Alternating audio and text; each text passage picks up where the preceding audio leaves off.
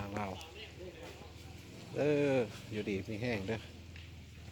พี่น้องเอ้ยควบคุมชุ่มเย็นตลอดปลอดภัยมีโชคมีชัยเด้อ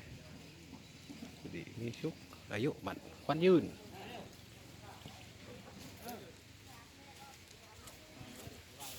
ส่วนในโปกันละได้มาแห่แล้ว